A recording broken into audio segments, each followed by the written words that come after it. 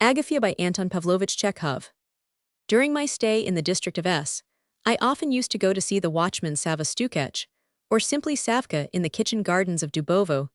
These kitchen gardens were my favorite resort for so-called mixed fishing, when one goes out without knowing what day or hour one may return, taking with one every sort of fishing tackle, as well as a store of provisions. To tell the truth, it was not so much the fishing that attracted me as the peaceful stroll, the meals at no set time, the talk with Savka, and being for so long face to face with the calm summer nights.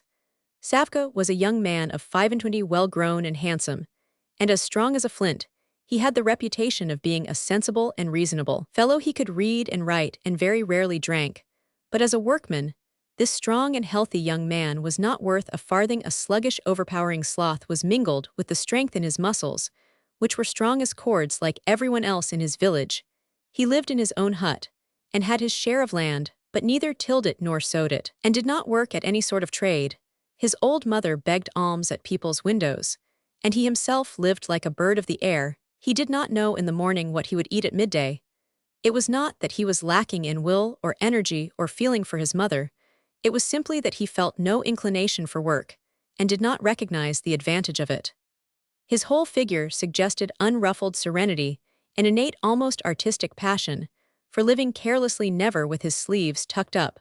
When Savka's young healthy body had a physical craving for muscular work, the young man abandoned himself completely, for a brief interval, to some free but nonsensical pursuit, such as sharpening skates not wanted for any special purpose, or racing about after the peasant women. His favorite attitude was one of concentrated immobility. He was capable of standing for hours at a stretch in the same place, with his eyes fixed on the same spot, without stirring. He never moved except on impulse, and then only when an occasion presented itself for some rapid and abrupt action, catching a running dog by the tail, pulling off a woman's kerchief, or jumping over a big hole. It need hardly be said that with such parsimony of movement Savka was as poor as a mouse, and lived worse than any homeless outcast. As time went on, I suppose he accumulated arrears of taxes, and young and sturdy as he was sent by the commune to do an old man's job, to be watchman and scarecrow in the kitchen gardens. However much they laughed at him for his premature senility, he did not object to it. This position, quiet and convenient for motionless contemplation, exactly fitted his temperament. It happened, I was with this Savka one fine May evening. I remember I was lying on a torn and dirty sackcloth cover close to the shanty, from which came a heavy fragrant scent of hay. Clasping my hands under my head, I looked before me. At my feet was lying a wooden fork. Behind it, Savka's dog Kutka stood out like a black patch, and not a dozen feet from Kutka, the ground ended abruptly in the steep bank of the little river. Lying down, I could not see the river. I could only see the tops of the young willows growing thickly on the nearer bank, and the twisting, as it were gnawed away, edges of the opposite bank. At a distance beyond the bank, on the dark hillside, the huts of the village in which Savka lived lay huddling together like frightened young partridges. Beyond the hill, the afterglow of sunset still lingered in the sky. One pale crimson streak was all that was left, and even that began to be covered by little clouds, as a fire with ash. A copse with alder trees softly whispering, and from time to time shuddering in the fitful breeze, lay a dark blur on the right of the kitchen gardens. On the left stretched the immense plain. In the distance, where the eye could not distinguish between the sky and the plain, there was a bright gleam of light. A little way off from me sat Savka, with his legs tucked under him like a Turk and his head hanging. He looked pensively at Kutka. Our hooks with live bait on them had long been in the river, and we had nothing left to do but to abandon ourselves to repose, which Savka, who was never exhausted and always rested, loved so much. The glow had not yet quite died away, but the summer night was already enfolding nature in its caressing, soothing embrace. Everything was sinking into its first deep sleep, except some night bird unfamiliar to me, which indolently uttered a long protracted cry in several distinct notes, like the phrase, "Have you seen Nikita?" and immediately answered itself, "Seen him, seen him, seen him." "Why is it the nightingales aren't singing tonight?" I asked Savka. He turned slowly towards me. His features were large, but his face was open, soft, and expressive as a woman's. Then he gazed with his mild, dreamy eyes at the copse, at the willows, slowly pulled a whistle out of his pocket, put it in his mouth, and whistled the note of a nightingale, and at once, as though in answer to his call, a landrill called on the opposite bank. "There's a nightingale for you," laughed Savka. "Drag, drag, drag, drag." Just like pulling at a hook, and yet I bet he thinks he is singing too. I like that bird, I said. Do you know when the birds are migrating, the landrill does not fly, but runs along the ground. It only flies over the rivers and the sea, but all the rest it does on foot. Upon my word, the dog muttered Savka, looking with respect in the direction of the calling landrill. Knowing how fond Savka was of listening, I told him all I had learned about the landrill from sportsmen's books. From the landrill, I passed imperceptibly to the migration of the birds. Savka listened attentively, looking at me, without blinking and smiling all the while with pleasure.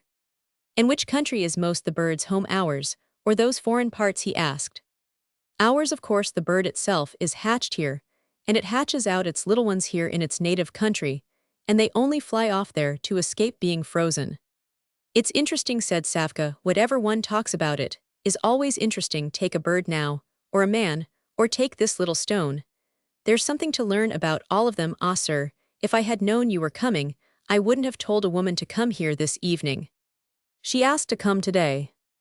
"Oh, please don't let me be in your way," I said. "I can lie down in the wood." What next? She wouldn't have died if she hadn't come till tomorrow. If only she would sit quiet and listen, but she always wants to be slobbering. You can't have a good talk when she's here. "Are you expecting Daria?" I asked after a pause. "No, a new one has asked to come this evening, Agafya, the signalman's wife."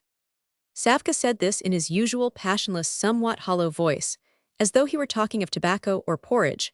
While I started with surprise, I knew Agafya. She was quite a young peasant woman of 19 or 20, who had been married not more than a year before to a railway signalman. A fine young fellow. She lived in the village, and her husband came home there from the line every night. "Your goings-on with the women will lead to trouble, my boy," said Roman. "One well may be." And after a moment's thought, Savka added, "I've said so to the women. They won't heed me. They don't trouble about it, the silly things." Silence followed. Meanwhile, the darkness was growing thicker and thicker, and objects began to lose their contours. The streak behind the hill had completely died away, and the stars were growing brighter and more luminous. The mournfully monotonous chirping of the grasshoppers, the call of the landrill, and the cry of the quail did not destroy the stillness of the night, but on the contrary gave it an added monotony.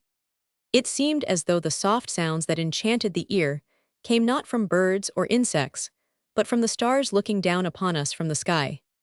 Savka was the first to break the silence. He slowly turned his eyes from Black Kutka and said, "I see you are dull, sir. Let's have supper." And without waiting for my consent, he crept on his stomach into the shanty, rummaged about there, making the whole edifice tremble like a leaf. Then he crawled back and set before me my vodka and an earthenware bowl. In the bowl there were baked eggs, large scones made of rye, pieces of black bread, and something else. We had a drink from a little crooked glass that wouldn't stand, and then we fell upon the food. Coarse gray salt, dirty greasy cakes, eggs tough as India rubber, but how nice it all was.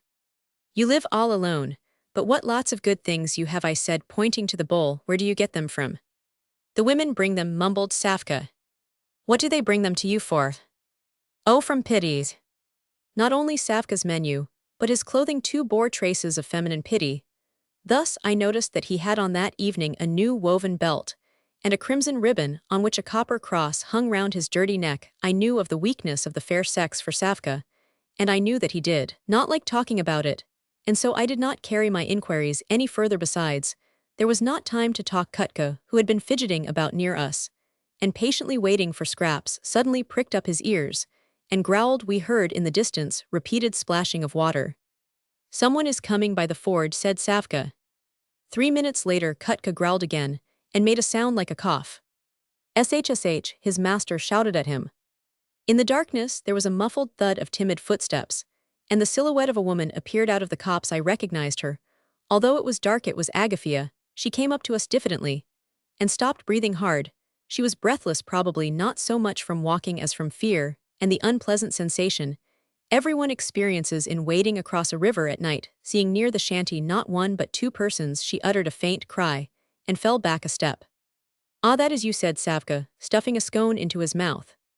"Yes, she muttered, dropping on the ground, a bundle of some sort, and looking sideways at me.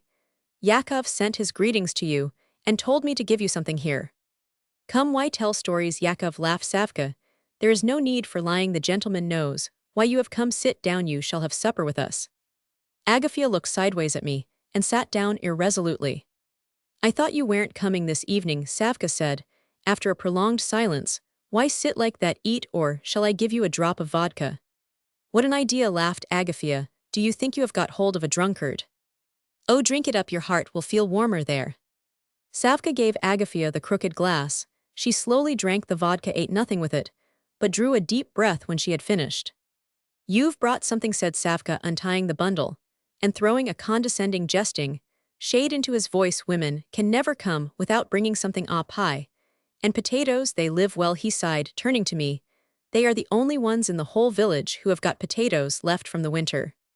In the darkness, I did not see Agafya's face, but from the movement of her shoulders and head, it seemed to me that she could not take her eyes off Savka's face. To avoid being the third person at this tryst, I decided to go for a walk and got up.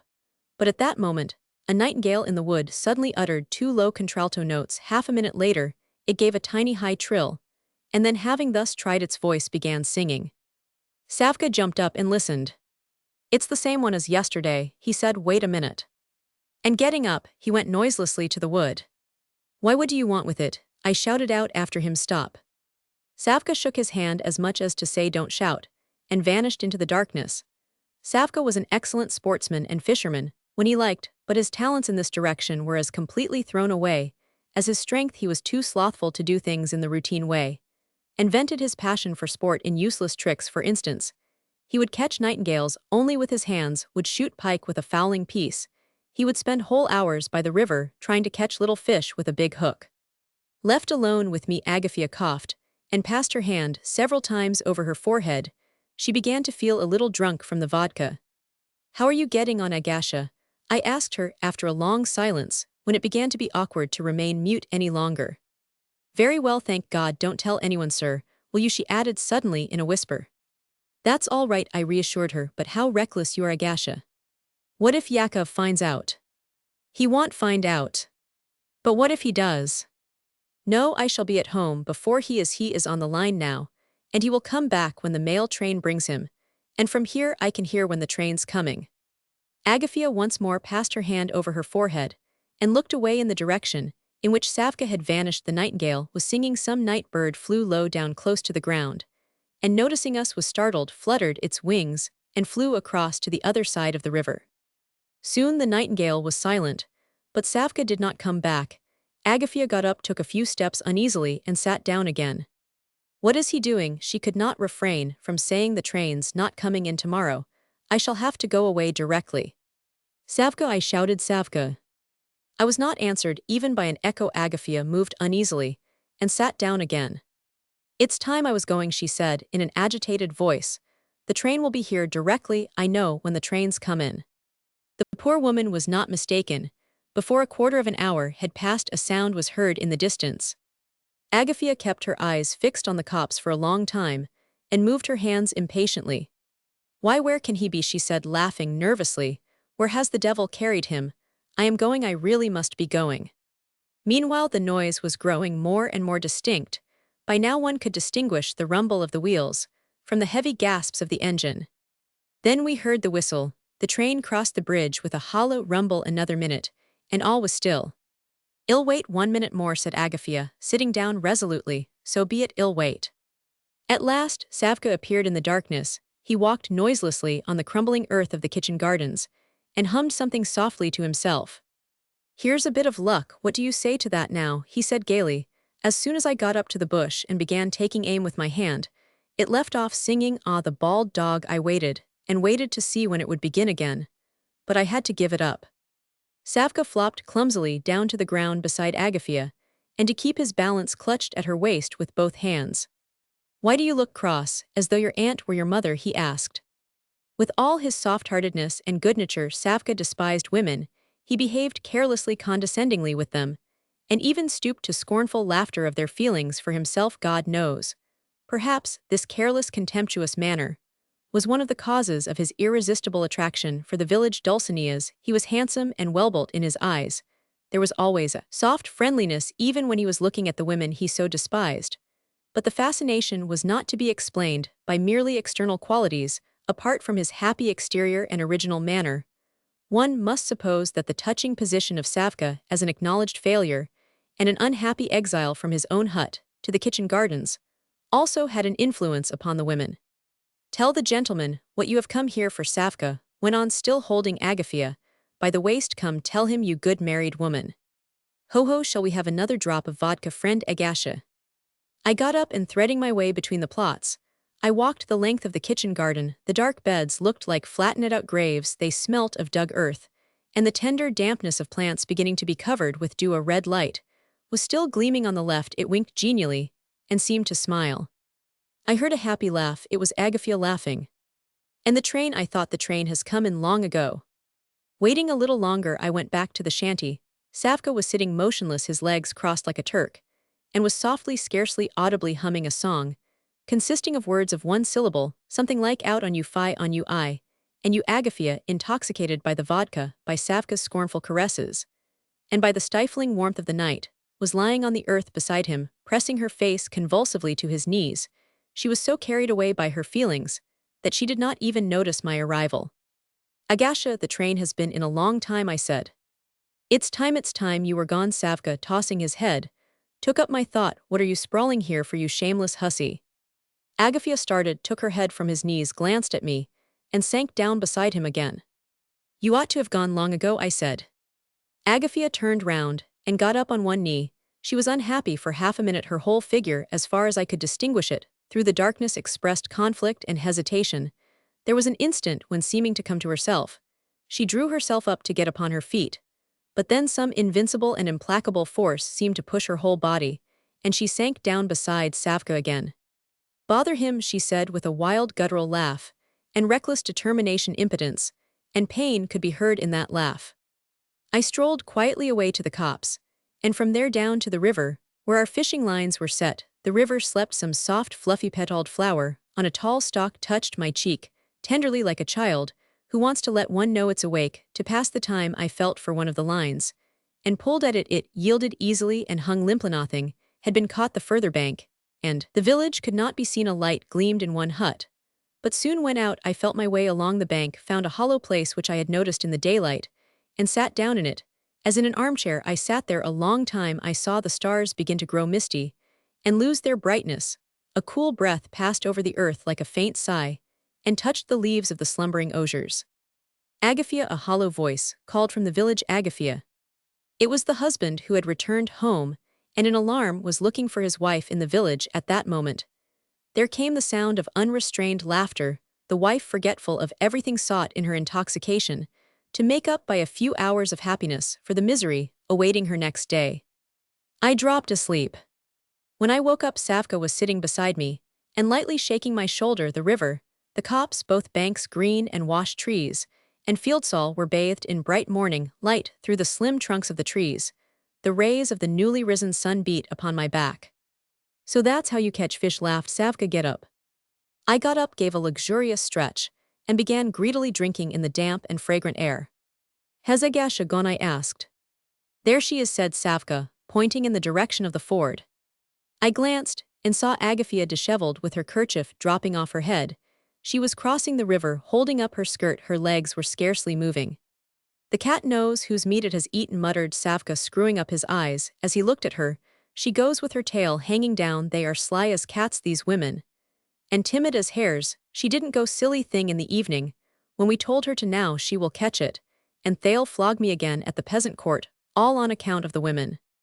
Agafya stepped upon the bank and went across the fields to the village. At first she walked fairly boldly, but soon terror and excitement got the upper hand. She turned round, fearfully stopped, and took breath. "Yes, you are frightened," Savka laughed, mournfully, looking at the bright green streak left by Agafya in the dewy grass. "She doesn't want to go.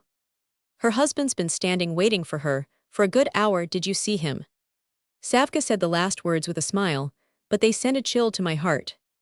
In the village, near the furthest hut, Chekhov was standing in the road, gazing fixedly at his returning wife. He stood without stirring, and was as motionless as a post. What was he thinking as he looked at her? What words was he preparing to greet her with? Agafya stood still a little while, looked round once more, as though expecting help from us, and went on. "I have never seen anyone drunk or sober move as she." Roman 999. Agafya seemed to be shriveled up by her husband's eyes. At one time, she moved in zigzags, Then she moved her feet up and down without going forward, bending her knees and stretching out her hands. Then she staggered back. When she had gone another 100 paces, she looked round once more and sat down. You ought at least to hide behind a bush, I said to Savka, if the husband sees you. He knows anyway who it is. Agafya has come from the women. Don't go to the kitchen garden at night, for cabbages, we all know that. I glanced at Savka's face. It was pale and puckered up with a look of fastidious pity, such as one sees in the faces of people watching tortured animals. What's fun for the cat is tears for the mouse, he muttered. Agafya suddenly jumped up, shook her head, and with a bold step went towards her husband. She had evidently plucked up her courage and made up her mind.